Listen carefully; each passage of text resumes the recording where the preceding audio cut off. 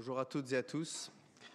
Ce soir, nous voulons vivre un temps où nous voulons nous souvenir, il y a bien longtemps,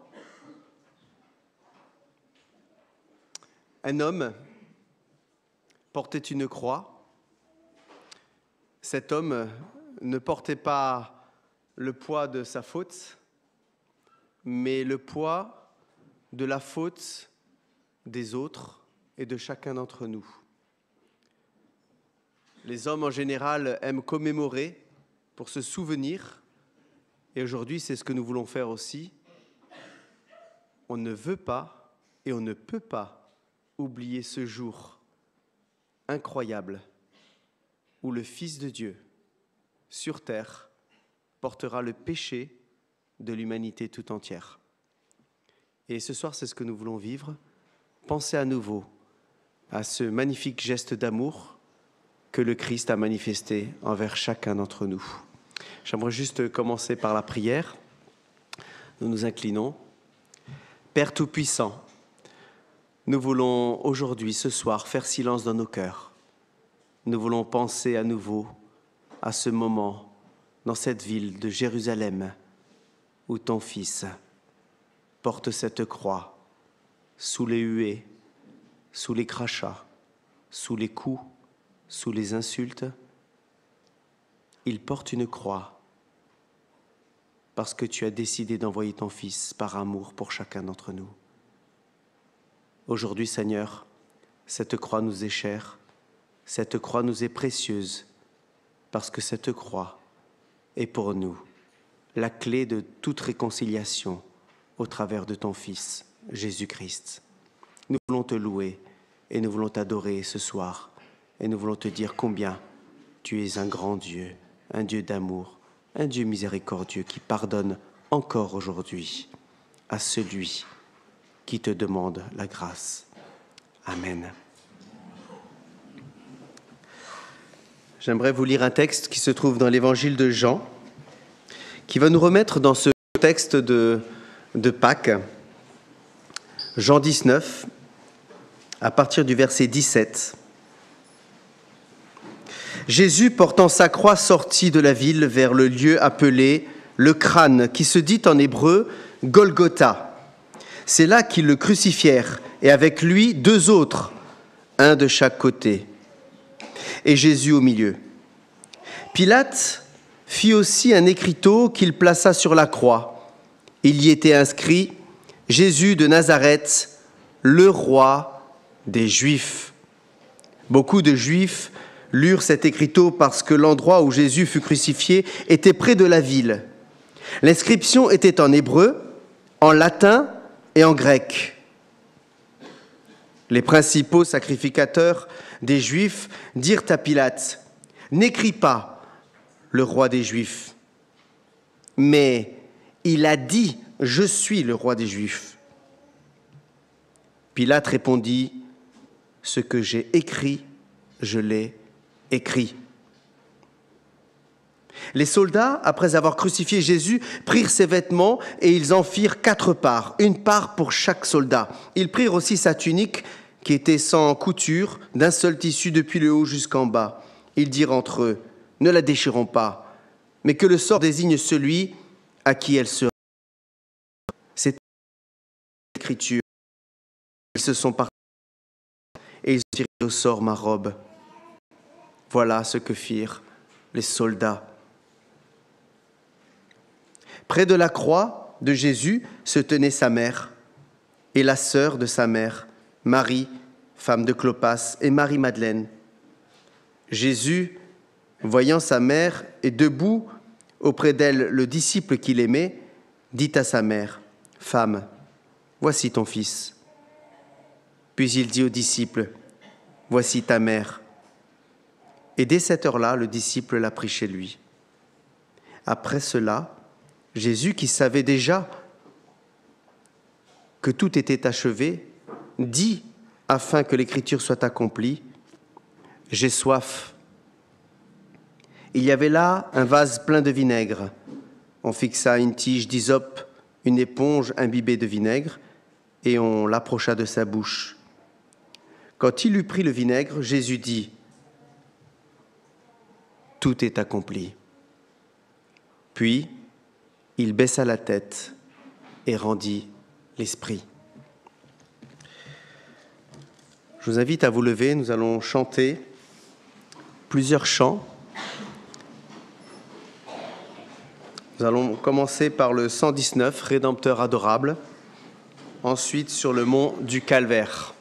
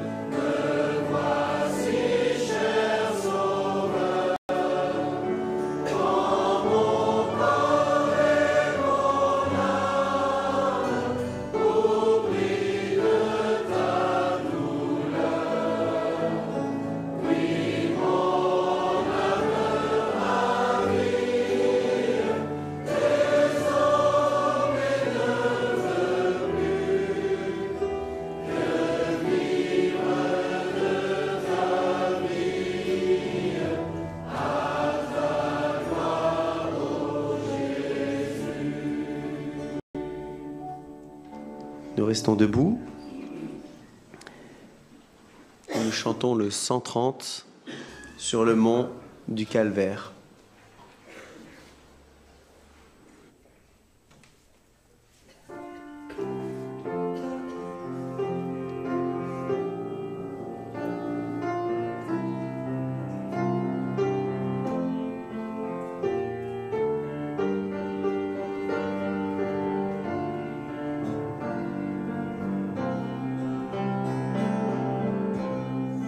Sur le mont du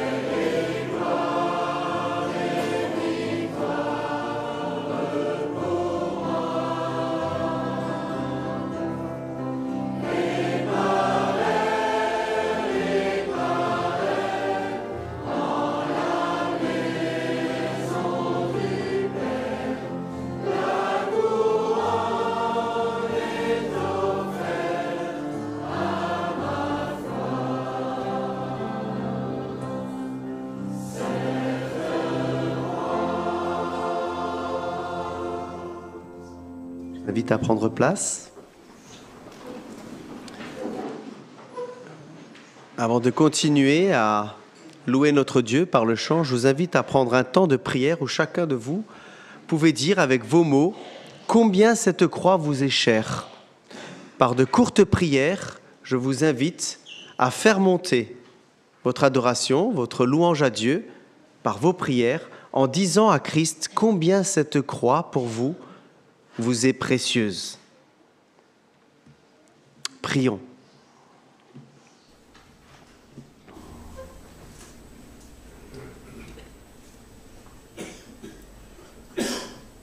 S'il n'y avait pas eu la croix, où serais-je? Quelle direction? S'il n'y avait pas eu la croix, je serais en route pour la mort et l'enfer. Mais il y a eu la croix. Et la lumière vient. Le Seigneur vient. Il vient nous chercher et nous guide. Oui, Seigneur, tu as donné ta vie pour que je puisse vivre éternellement. Que ton nom soit béni, Seigneur. Que ton nom soit élevé en ce jour d'anniversaire où tu as donné ta croix, ta vie pour moi. Amen. Oui, Amen. Merci Seigneur pour ce jour où la croix a brillé dans ma vie, Seigneur, et cela a duré. Je te loue parce que je vis avec toi, Seigneur. C'est toi, ta croix, elle est brillante, Seigneur, elle est lumineuse. Gloire à ton nom, Seigneur. Amen. Amen. Seigneur Dieu, sois béni pour cette croix où ce sang a coulé, et ce sang a coulé pour nous, pour qu'au travers de ce sang, tu nous vois pour épurer. Seigneur Dieu, sois béni au siècle des siècles. Amen. Amen. Seigneur, merci pour la croix, cette croix qui nous dit l'immensité de ton amour envers nous, que tu as payé le prix, que tu as payé le prix suffisant pour que nous ayons la vie, pour que nous ayons la vie éternelle. Seigneur, ce soir, tous ensemble, nous plions genoux devant toi et nous t'adorons. Amen.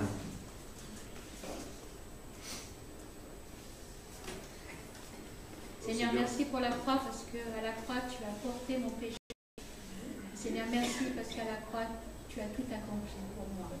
Seigneur, que tu sois honoré ce soir, dans le nom de Jésus. Amen. Ô Seigneur, notre Dieu, notre Père, je te remercierai jamais assez, Seigneur, le sacrifice que tu as fait à travers la victime parfaite, Jésus-Christ, notre Seigneur, notre Dieu. Amen. Amen. Merci pour la croix, pour ton sacrifice parfait, auquel nous n'avons rien à rajouter. Merci Seigneur parce qu'il est complet, tu as tout accompli. Et merci parce que tu l'as fait parce que tu nous aimes, au-delà de ce que nous pouvons imaginer. Amen. Amen. Seigneur, nous te rendre gloire, nous voulons te louer et t'adorer.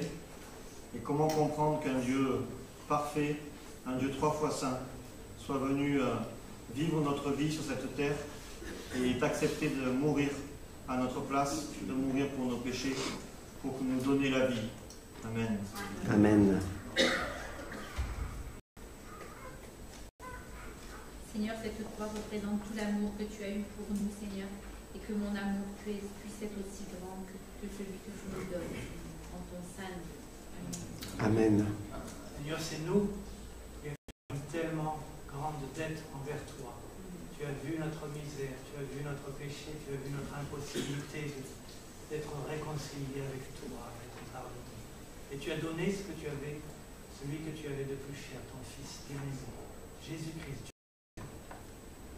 C'est incompréhensible et nous voulons rester étonnés. Cette croix, qu'elle soit toujours chère pour nous. Amen. Cette croix, Seigneur, c'est un rendez-vous que tu m'avais fixé et à la croisée des chemins de nos vies, tu nous attends au pied de cette croix. Merci parce qu'elle nous offre la possibilité de partir sur le chemin de la vie éternelle, en ta présence, toi l'ami fidèle et tendre, réconcilié avec Dieu notre Père. En ton nom. Amen. Amen.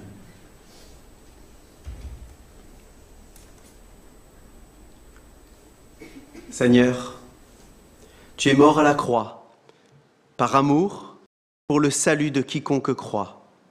Ma prière ce soir, c'est qu'aucun de nous, ici présents, nous ne puissions passer à côté de cette main tendue, que nous ne puissions passer à côté de ce salut, de ce cadeau que tu nous offres.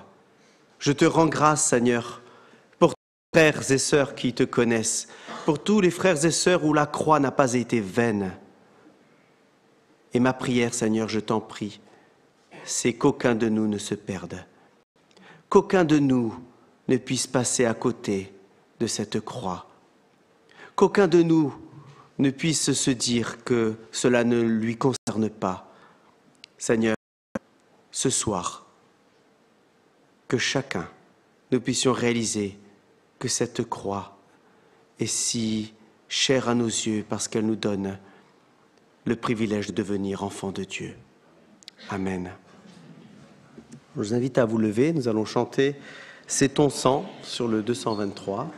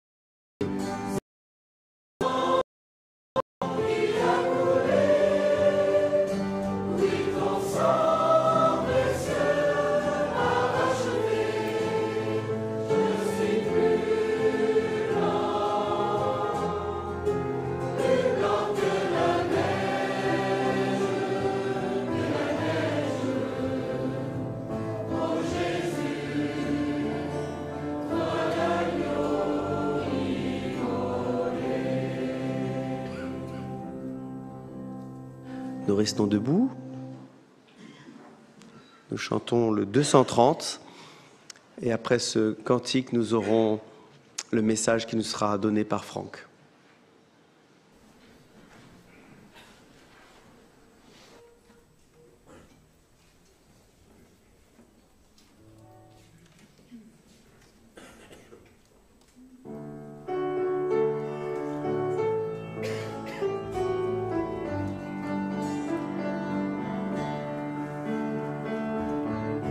Quand j'ai vu tes mains et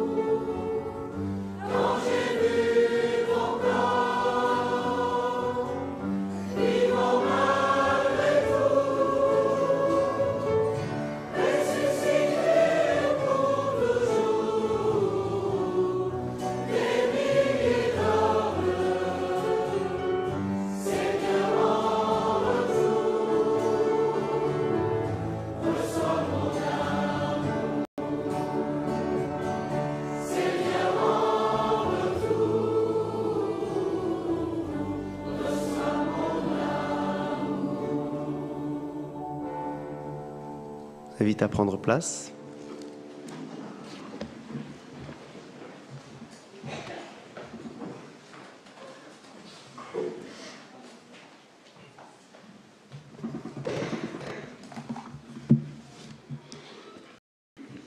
Bonjour à tous. Le choix de l'obéissance. Généralement, quand on est parent, on ne laisse pas le choix de l'obéissance à ses enfants. C'est soit tu obéis, soit tu subis les conséquences de la désobéissance. Quelque temps avant de se retrouver dans un jardin, Jésus est rentré dans Jérusalem. Des gens étaient en liesse, ont crié Hosanna. Il a ensuite purifié le temple. Il a ensuite condamné fermement le judaïsme, s'en prenant aux scribes, aux pharisiens. Il a annoncé sa mort. Ensuite, il a passé ce jeudi soir un dernier repas avec ses meilleurs amis, ses disciples, ceux qu'il avait préparés pendant 3 ans.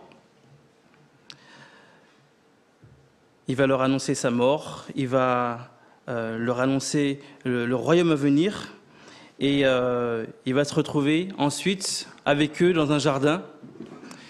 On pourrait dire que c'est la nuit où tout va basculer. Il y a 2 jours, mercredi, je roulais sur l'autoroute et puis il y a eu des ramassements. Puis j'ai vu un camion de pompiers passer et je me suis dit qu'il fallait que je sorte d'autoroute. C'était pas possible. Je suis sorti de l'autoroute, j'ai récupéré les enfants. On a pris l'autoroute dans l'autre sens et ça bouchait encore. Et il y avait un accident du côté en face, du côté où je venais sur Toulon. Et là, je repartais et donc les enfants me disent « Mais pourquoi les gens sont arrêtés ?» Et je dis « Mais les gens aiment bien... » Enfin, on aime... Je me place maintenant avec. On aime bien voir les accidents. Je ne sais pas pourquoi. On aime bien voir la mort. Je ne sais pas. Ce soir, je vous invite à juste ne pas aimer regarder la croix. Il y a plus que ça. Ce serait bien triste si on passait la soirée à juste regarder, ne serait-ce que même contempler simplement. Il y a plus que ça. Il y a 3 lieux dans lesquels Jésus nous incite à faire plus que regarder cette croix. J'invite à prendre vos Bibles dans Matthieu 26. On va voir pas mal de textes, si le temps le permet.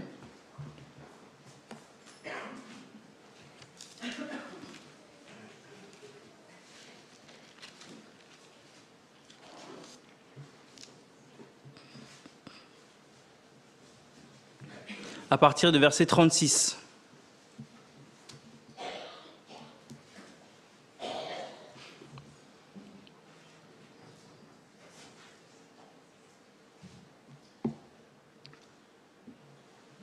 Matthieu 26 à partir du verset 36.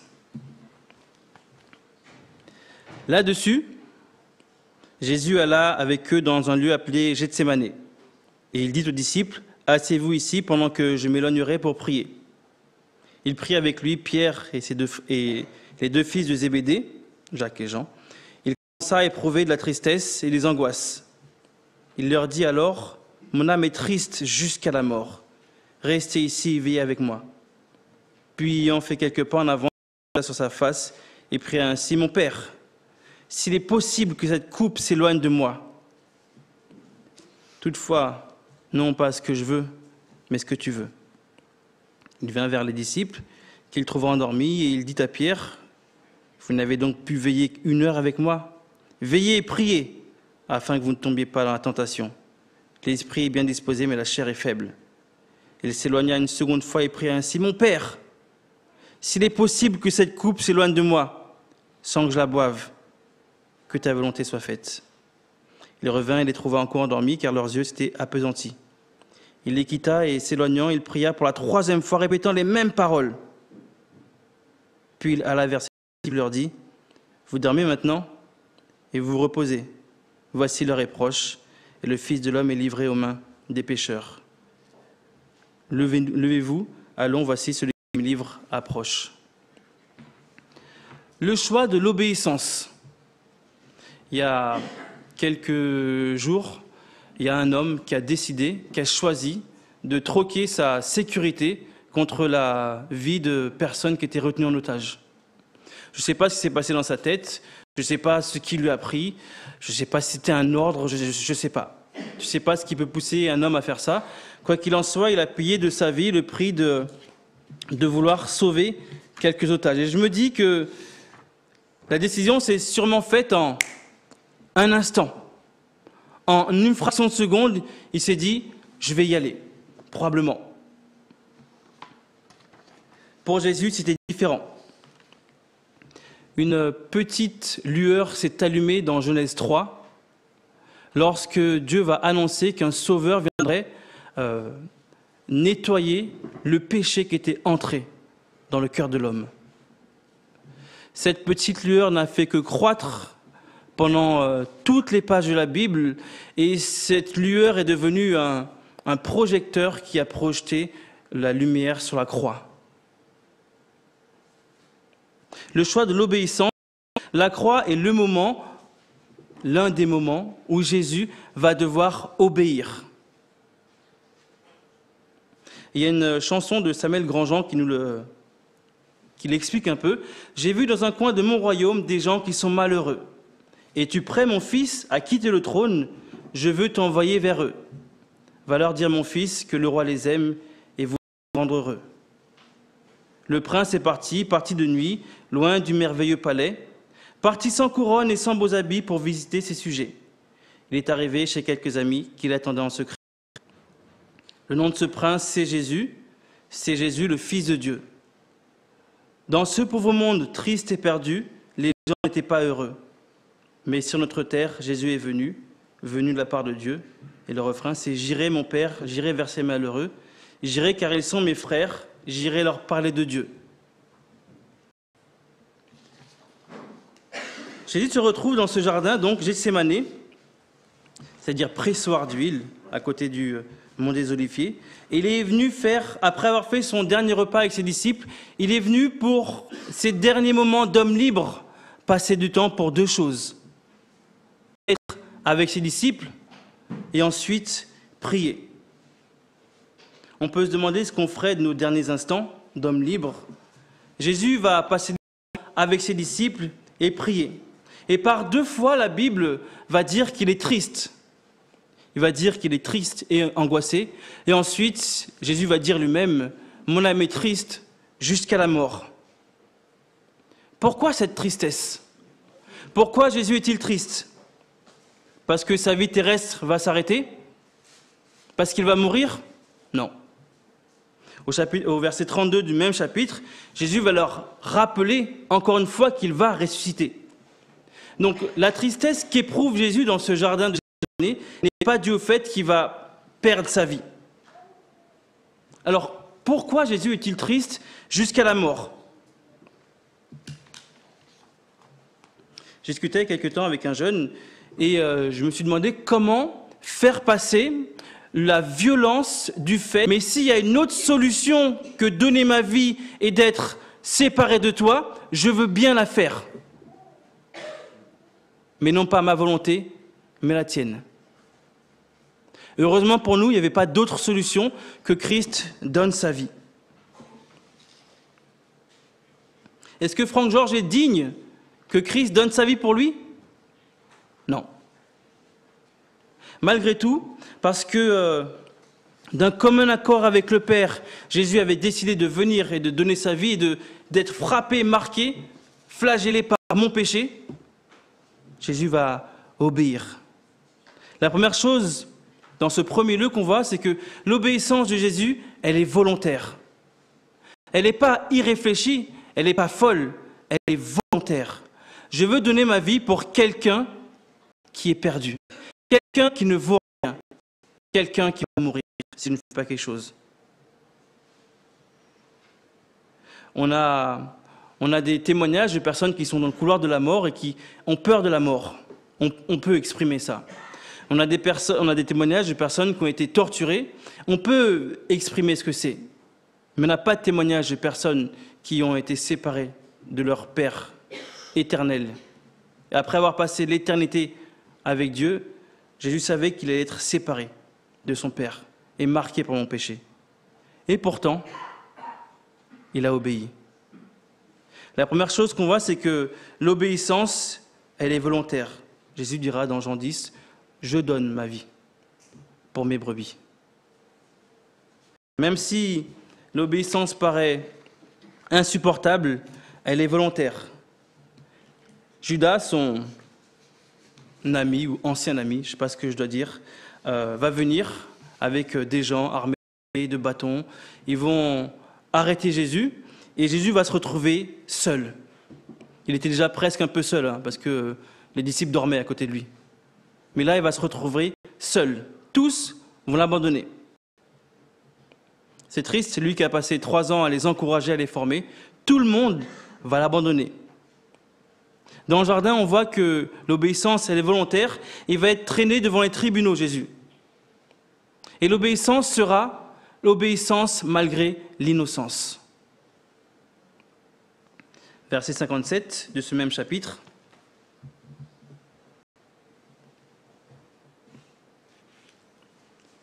Ceux qui avaient saisi Jésus l'emmenèrent chez le souverain sacrificateur Caïphe, où les scribes et les anciens étaient assemblés. Verset 59. Les principaux sacrificateurs et tout le Sanhédrin cherchaient quelques faux témoignages contre Jésus, suffisants pour le faire mourir, mais ils n'en trouvèrent point, quoique plusieurs faux témoins se furent présentés. Enfin, il en vint 2 qui dirent « Celui-ci a dit, je puis détruire le temple de Dieu et le rebâtir en 3 jours. » Le souverain sacrificateur se leva et lui dit « Ne réponds-tu rien? Qu'est-ce que ces hommes déposent contre toi ?» Jésus garda le silence. Et le souverain sacrificateur, prenant la parole, lui dit « Je t'adjure par le Dieu vivant de nous dire si tu es le Christ, le Fils de Dieu. » Jésus lui répondit « Tu l'as dit. De plus, je vous le déclare, vous verrez désormais le Fils de l'homme assis à la droite de la puissance de Dieu et venant sur les nuées. » Alors le souverain sacrificateur déchira ses vêtements en disant « Il a blasphémé. Qu'avons-nous encore de moins? Voici, vous venez de l'entendre, que vous en semble-t-il » Ils répondirent « Il mérite la mort. » Première partie des différents interrogatoires que va subir Jésus devant Caïphe.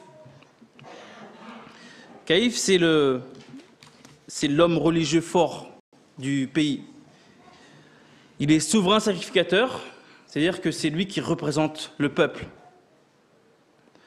Alors, c'est un fin politicien parce qu'il n'est pas censé être souverain sacrificateur. Normalement, c'était que les descendants d'Aaron qui pouvaient l'être, mais lui s'est marié avec la fille d'un descendant d'Aaron, Anne. Donc, du coup, il s'octroie le droit d'être souverain sacrificateur. C'est un bon politicien. Il est resté une 20aine d'années souverain sacrificateur parce qu'apparemment, il avait de très bonnes relations avec Rome et avec Ponce Pilate. Quelque temps avant, en chapitre 26, on voit que les Juifs, les religieux se rassemblent et cherchent un moyen de faire mourir Jésus. Et donc, Judas va livrer Jésus pour 30 pièces d'argent et Jésus va se trouver devant ce tribunal et il va être interrogé. La Bible précise qu'on va prendre des faux témoins, on va essayer d'avoir des faux témoignages contre Jésus et ça ne va pas marcher. On va prendre 2 personnes qui ont dit Jésus a dit il va détruire le temple et le reconstruire en 3 jours. Ça ne marche pas.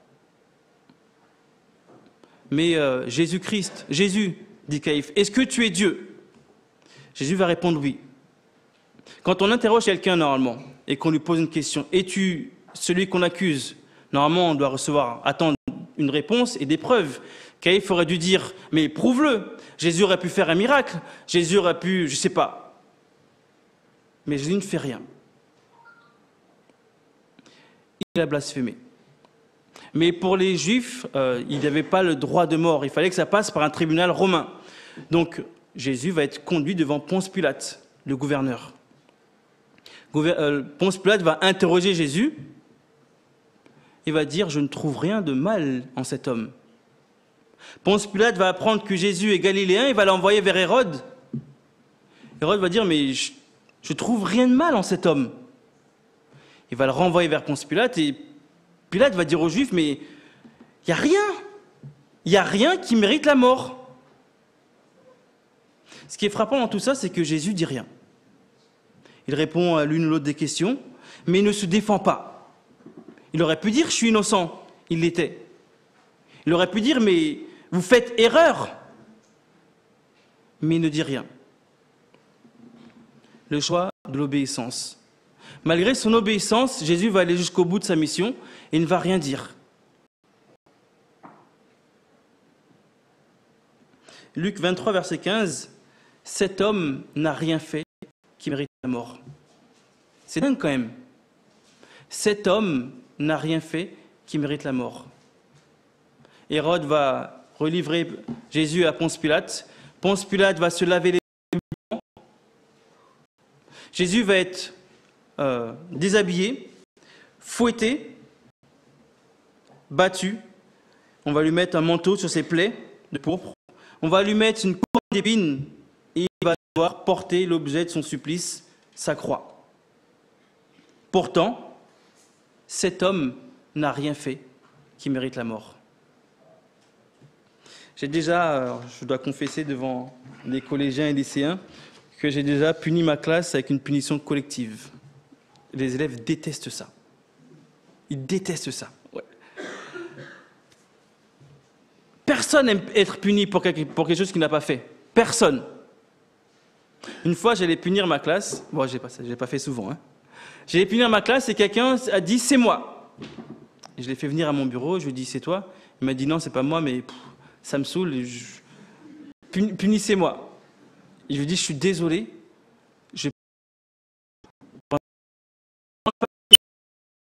que je sais que mais sachant que tu n'as rien fait, je ne vais pas te punir toi-même. » Malgré l'évidence de l'innocence, Jésus va obéir et accepter la mission. Il va aller jusqu'au bout. Troisième lieu, troisième endroit, l'endroit où le projecteur illumine sur cette croix. On va prendre le chapitre suivant, Matthieu 27, versets 39 à 54.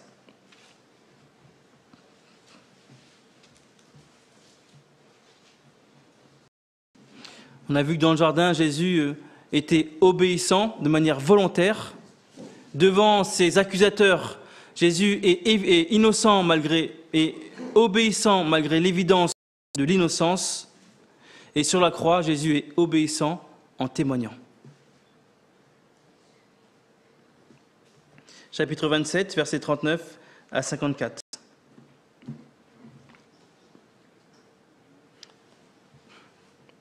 Avec lui furent crucifiés 2 brigands, l'un à sa droite et l'autre à sa gauche. Il s'en l'injuriait et secouait la tête en disant « Toi qui détruis le temple et qui le rebâtis en 3 jours, sauve-toi toi-même. Si tu es le Fils de Dieu, descends de la croix. » Les principaux sacrificateurs et les scribes et les anciens se moquaient aussi de lui et disaient « Il a sauvé les autres, il ne peut pas se sauver lui-même. S'il est le roi d'Israël, qu'il descende de la croix et nous croirons en lui. » Et il s'est confié en Dieu, que Dieu le délivre maintenant, s'il l'aime. Car il a dit, je suis le Fils de Dieu. Les brigands, et c'est important, les brigands crucifiés avec lui l'insultaient de la même manière. Depuis la 6e heure jusqu'à la 9e, il y eut des ténèbres sur toute la terre. Et vers la 9e heure, Jésus s'écria d'une voix forte, Élie, Élie, lama sabachthani, c'est-à-dire, mon Dieu, pourquoi m'as-tu abandonné? Quelques-uns de ceux qui étaient là, l'ayant entendu dire, il l'appelle Élie. Et aussitôt, l'un d'eux courut prendre une éponge qu'il remplit de vinaigre et il en fixait un roseau et lui donna à boire. Mais les autres disaient, laisse-le, voyons si Élie viendra le sauver. Jésus poussa de nouveau un grand cri et rendit l'esprit. Et voici le voile du temple se déchira en 2, depuis le haut jusqu'en bas. La terre trembla et les rochers se fendirent. Les sépulcres s'ouvrirent et les corps des saints qui étaient morts ressuscitèrent. Étant sortis des sépulcres après la résurrection de Jésus, ils entrèrent dans la ville sainte et apparurent à un grand nombre de personnes. Le centenier et ceux qui étaient avec lui, pour regarder Jésus, ayant vu le tremblement de terre et ceux qui venaient d'arriver, furent saisis d'une grande frayeur et dirent « Assurément, cet homme était Fils de Dieu. » Dans le jardin, Jésus va se jeter sur son visage et va dire « Mon Dieu, mon Père, s'il est possible que cette coupe s'éloigne de moi, pas ma volonté, mais la tienne. Lors de la souffrance physique importante et violente que Jésus est en train de subir sur la croix, il va s'écrier pas « mon Père », mais « mon Dieu ».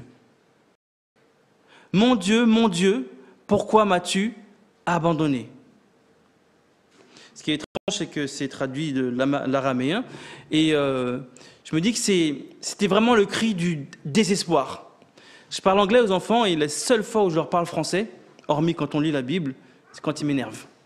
Et qu'il y a vraiment un mot naturel qui part en français, vous m'énervez. Et là, c'est vraiment le naturel qui sort. Devant la violence de la séparation d'avec son Père, devant la saleté de mon péché collé sur lui, Jésus crie « Mon Dieu, pourquoi m'as-tu abandonné ?» Quelque temps après avoir vu ça, il y a un centenier, un garde, et ceux qui étaient avec lui pour regarder Jésus, ayant vu le tremblement de terre et ceux qui venaient d'arriver, furent saisis d'une grande frayeur et dirent « Assurément, cet homme était fils de Dieu. » Il y a 2 personnes qui sont crucifiées à côté de lui. J'aime pas dire le mot brigand, ça fait gentillet. Des voyous, des criminels, des tueurs, je ne sais pas ce que c'était. Mais en tout cas, ils sont 2 à se moquer de lui. Et devant l'obéissance comme une brebis muette qu'on amène à l'abattoir, il y en a quand même un qui se dit « mais il y a un truc chez lui ». Les 2 l'insultent et l'un d'eux se tourne vers lui en disant « mais souviens-toi de moi ». Je pense que si je souffrais le martyre et que quelqu'un m'insultait et venait me dire « souviens-toi de moi », je dirais « ouais, c'est ça, ouais ». Aujourd'hui même, tu seras avec moi dans le paradis. Sur la croix, obéissance et témoignage. C'est quand même, j'allais dire, impressionnant. Non, c'est miraculeux. Dans le jardin, on a une obéissance volontaire. Malgré le défi, le choc, la douleur de ce qui était en amont, de ce qui était en avant, Jésus a obéi. Dans ces différents procès, une obéissance malgré l'innocence. Jésus a obéi. Sur la croix, l'obéissance et en même temps le témoignage. Ne soyons pas comme ces gens qui ont regardé cet accident et qui, comme moi, sont passés et ont oublié. 3 lieux dans lesquels Jésus nous incite à faire plus que regarder. Jésus est à imiter. Je vais terminer par un texte bien connu des Épîtres, Philippiens 2, qui nous rappelle et qui insiste sur le fait que l'obéissance de Jésus est salutaire pour nous.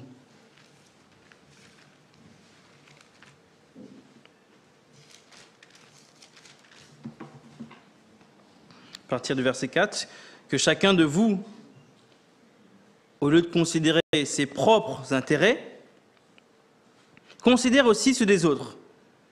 Ayez en vous les sentiments qui étaient en Jésus-Christ, lequel, existant en forme de Dieu, n'a pas regardé comme une proie à arracher d'être égal avec Dieu.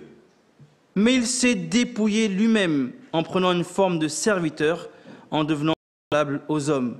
Et après s'être trouvé dans la situation d'un homme, il s'est humilié lui-même, se rendant, obéissant jusqu'à la mort, même jusqu'à la mort de la croix. Alors là, on veut se rappeler de cette mort violente que Jésus a subie et du fait qu'il a pris sur lui mon péché. Et je ne peux pas m'empêcher de terminer par ce verset d'espoir qui sera crié publiquement dimanche. C'est pourquoi aussi Dieu l'a souverainement élevé. Il lui a donné le nom qui est au-dessus de tout nom, afin qu'au nom de Jésus, tout genou fléchisse dans les cieux, sur la terre et sous la terre, et que toute langue confesse que Jésus-Christ est Seigneur, à la gloire de Dieu le Père. Jésus n'est pas simplement à regarder. Jésus est à imiter. Son obéissance, l'humilité, les souffrances qu'il a vécues, pour moi, m'incite, m'oblige, m'encourage, m'exhorte à l'imiter. Amen.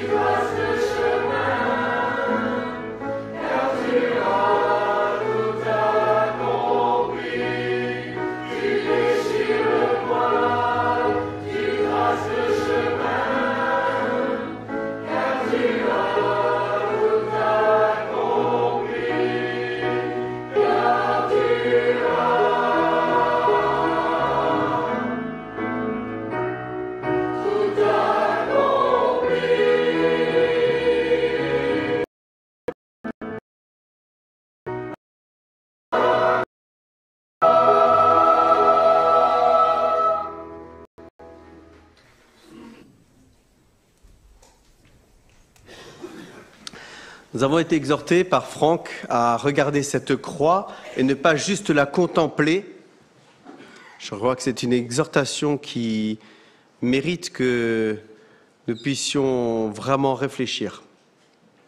Dans l'épître de Jean, il y a ce verset qui nous est dit au chapitre 2. « Celui qui dit « Je l'ai connu » et qui ne garde pas ses commandements est un menteur, et la vérité n'est pas en lui. Mais celui qui garde sa parole, l'amour de Dieu est vraiment parfait en lui. À ceci, nous reconnaissons que nous sommes en lui. Celui qui déclare demeurer en lui doit marcher aussi comme lui. Le Seigneur a marché. Si tu dis que tu connais Christ, si tu dis que cette croix, tu as fait plus que la contempler, alors un désir doit habiter dans ton cœur. C'est de marcher comme Jésus a marché, tout simplement. Ce désir doit habiter ton cœur. Mais il est absolument impossible que tu contemples cette croix et que dans ton cœur, tu ne désires pas marcher comme Jésus et dire que tu es au bénéfice de cette croix. Celui qui est au bénéfice de cette croix, c'est celui qui a le désir de marcher comme Jésus. À tous ceux qui ont le désir de marcher comme Jésus, je vous invite à vous lever et à chanter ce chant « Merci pour la croix ».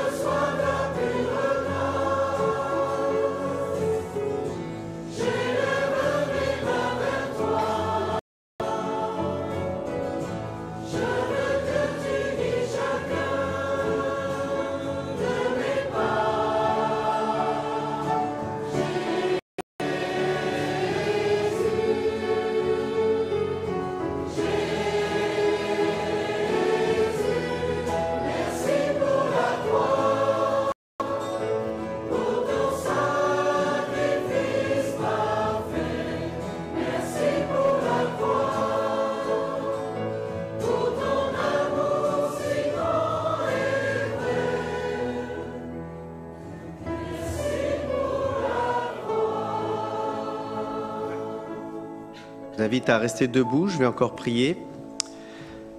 Seigneur, tu connais nos cœurs, tu connais nos faiblesses, mais tu sais, nous avons le désir de marcher pour la gloire de ton nom. Notre prière, Seigneur, qu'aucun d'entre nous ne soit de ceux qui contemplent cette croix sans vouloir le suivre. Seigneur, que ton nom soit béni. Amen. Bonne Pâques à chacun. Nous avons notre culte dimanche ici à 10h. Vous êtes tous les bienvenus.